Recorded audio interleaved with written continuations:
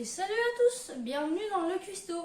Alors je suis vraiment désolée, ça fait très longtemps que j'ai pas posté de vidéo parce qu'il y a eu un problème d'internet chez moi, donc j'ai rien pu poster.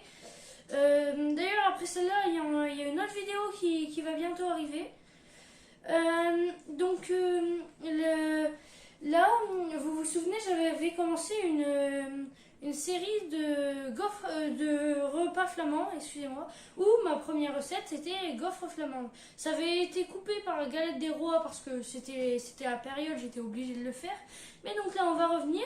Et dans cette première vidéo flamande avec les gaufres, j'avais parlé d'un jeu concours pour gagner ce livre, un livre réalisé par l'association Iserouk. Et donc, je vais faire un tirage au sort. J'ai mis le nom des participants qui ont donné la bonne réponse dans ce chapeau. D'ailleurs, la bonne réponse était un pain gâteau. C'est un peu l'équivalent d'une brioche pour nous Français. Et donc, le vainqueur est Guigui. Bravo à toi. Bon, maintenant que c'est dit, comme c'est un jeu concours sur le Cocostut, d'ailleurs c'est un pain gâteau, je vais forcément faire une recette sur le Cocostut qui vient de ce livre. Allez, c'est parti.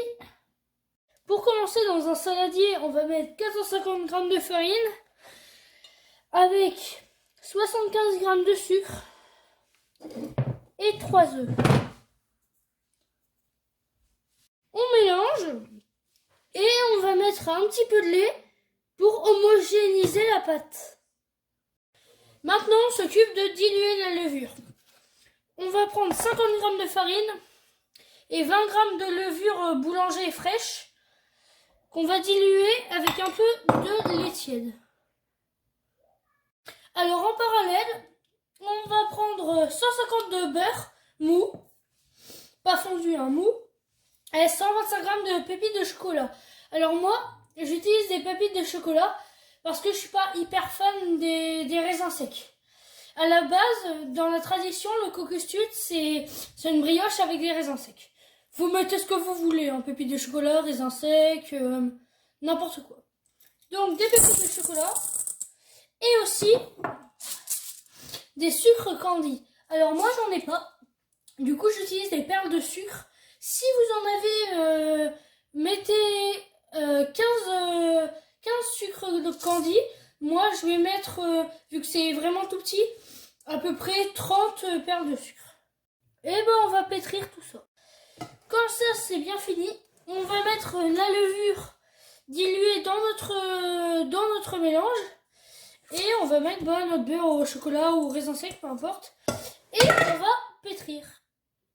Quand tout ça c'est bien pétri, on va prendre un moule. Bon, moi, pour respecter la tradition du Cocostut, je prends un moule à bord haut et rectangulaire. Et on va mettre notre pâte dedans. Si vous n'avez pas un moule comme ça, enfin souple, beurrez-le. Et quand ça a bien reposé 1 heure, bon, moi ça n'a pas trop gonflé, mais bon, ça va sûrement gonfler au four. On met... Bon, voilà, pour moi, c'est pas que c'est cramé, c'est que j'ai mis beaucoup de jaune. Si vous voulez pas que ça prenne cet aspect-là, mettez dans votre jaune un peu d'eau ou un peu de lait pour que ça fasse moins brûlé comme ça. Moi, j'ai oublié d'en mettre. Bon, alors, on va voir à l'intérieur.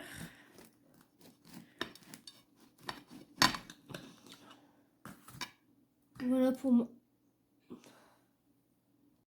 Bon, voilà, c'est la fin de cette vidéo.